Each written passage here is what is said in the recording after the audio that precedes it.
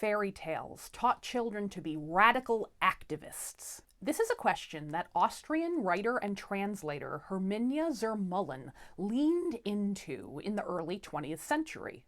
Born into the upper classes, Zur Mühlen abandoned her luxe lifestyle to become a teacher and a writer for the people.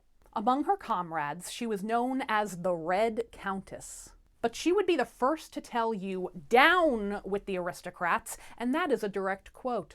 In 1923, Zur Mühlen wrote Fairy Tales for the Poor, which is sometimes translated as Fairy Tales for the Working Class.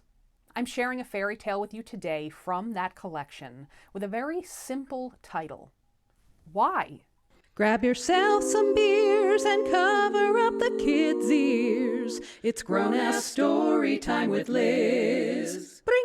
Once upon a time, there lived a little girl who was very poor, an orphan, and was growing up in a very small Dickensian welfare house. While there were a few people there who showed her some kindness, all the poor residents like her, she found that very few people wanted to converse with her, and this was because of a very childlike habit. She was always questioning everything. In fact, her favorite word was why. "Matron, how come I see so many children walking through town with grown-ups? Why don't I have any parents?" "Because they're dead, little idiot." "But why did they die?" "Because God willed it to be." "Why would God want my parents to die?" "Would you shut up for 5 seconds already? Get out of my face!" Look, sometimes when a preschooler is on their 1,000,000th round of the "but why" game, it can be very annoying.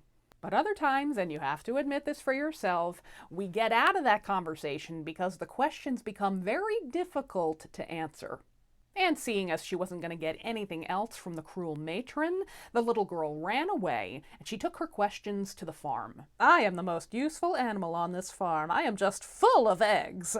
"I never get eggs. Where do you send your eggs, Miss Hen?" "To the city, so that rich people can eat them." "Why can't I have an egg?" "Because you're dirt poor from the looks of it." "Why can't poor people eat eggs?" "I don't know. Leave me alone. I've got work to do." "There are 12 whole cows here producing milk. How come the poorhouse doesn't get any?" "All of this milk goes into the city so that the rich can make it into frosting for their cakes and cream for their cocoa." "I'd love to have cake and cocoa. Why do only rich people get to eat cake and cocoa?" We're off to the city to be made into fine white bread." "There's white bread? Who eats that?" Rich people, of course." "Why do they get everything?" "Look, kid, you're not going to find any answers on the farm. You should go find the owl. She is very wise." "Why can't you answer my questions?" "I don't associate with people." "Honestly, I get it." By the time the little girl had made her way to the owl's tree, it was past dark, and the owl had just woken up to do her studying for the night. Because of this, she already had no patience for the little girl's questions, as she was working on a very large, a very difficult to answer thesis of her own. Why are people so fucking stupid? A TED Talk. Oh, I know a lot of wise people. There's Mary, the maid, and she lives next door to me. And there's old Jacob. He used to work, but he's retired now. And, well, he's so old, and Mary works so hard. I think most of them must be pretty wise. Well, it sure sounds to me like they're ignorant of the fact that they could be living fat and happy like the wealthy folk of the city. If your friends are so wise, why don't they pull themselves up out of that poorhouse? I have an unrelated question. What is it? Are all owls assholes like you? Like everyone before her, the owl brushed off the little girl, so she found another tree, a birch tree, to rest under. It had been a long, frustrating day, so she consoled herself with a little cry. Suddenly, she felt a warm hand on her shoulder. She looked up and saw a beautiful fairy looking down on her sympathetically. It was a dryad, the spirit of the birch tree. The dryad asked the little girl why she was crying, and the little girl explained how frustrating it was to be someone so full of questions that nobody wanted to answer. It makes me feel very lonely to be the only one with such big questions. Ah, there you are mistaken. Put your ear to the earth, child. The little girl laid down to listen. At first it was quiet, but then she started to hear the murmur. Voices of other people asking the same or similar questions she had been asking all day. All her young life, really. Some of the voices sounded so familiar to her, like they could have belonged to people she passed every day within the poorhouse. But perhaps they had just been too tired to talk to her. Other voices spoke in languages she knew she couldn't understand, but she felt the meaning behind it. She was hearing people all over the world, but people who were feeling the same. Sad and confused, and other times angry and righteous and even threatening. And the repeated questions were the same. Why do I work so hard, but earn so little? Why must I live like this, when others waste away the day and live like kings? Why do I have no home of my own when some people have 2 or 3 or 4 or more? Why? Why? Why? The little girl marveled at who those voices could belong to. That is your family, child. Those voices belong to your people. You are far from alone.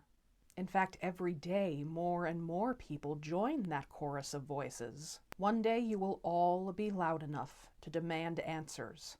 And more than that, to demand change. When will that be? I don't know. But I do know this. You need to keep asking questions. And do not limit those questions to those above you. Ask the questions of your own people. Many are just too tired to question their lives. Some have been made ignorant by people in charge who don't want us asking questions. Yes, there is a reason that those above you keep shutting down your conversations. They want you to feel lonely. You must make your voices so loud that they can no longer ignore you. Keep asking why, child. It will lead to a brighter tomorrow. The dryad offered to meet the little girl again at the same birch tree whenever she needed comfort or encouragement. She knew the little girl's journey was going to be long and difficult. But as the little girl walked away from the birch tree, she heard new voices singing out from its branches. And those voices were filled with hope and determination. Tomorrow. Tomorrow. Tomorrow. Scary how relatable that 100-year-old story is, isn't it? When will it be tomorrow? When will it be tomorrow? Hermynia Zur Mühlen worked long and hard through most of her life to try and see this change happen for people, mostly through her writing and translation work. Alas, the Third Reich brought multiple rounds of exile for her, and she also constantly was fighting tuberculosis. By the end of her life, Zur Mühlen and her husband were living impoverished in London, and most of her writings had turned to more of a religious bend than a socialist one. It's unfortunate that she had this change of heart, but it's also understandable. She wrote about how browbeaten people could get in this process, and not everyone had the Nazis and tuberculosis to beat her down further. I mean, she had no fairy in a tree to keep her encouraged. For a while, the bulk of Zur Mühlen's writings were considered lost. But one of the great fairy tale scholars, one Mr. Jack Zipes, has a new series out. It's not that new, but it's new to me. It's called Oddly Modern Fairy Tales. The series is dedicated to bringing more unfamiliar voices in fairy tales and folklore to the front. And he has edited an entire book dedicated to Zur Mühlen's work, called The Castle of Truth and Other Revolutionary Fairy Tales. It's edited and translated by him, and it includes stories that have not been translated to English before. Thank you for watching. Come back soon for another grown-ass story time.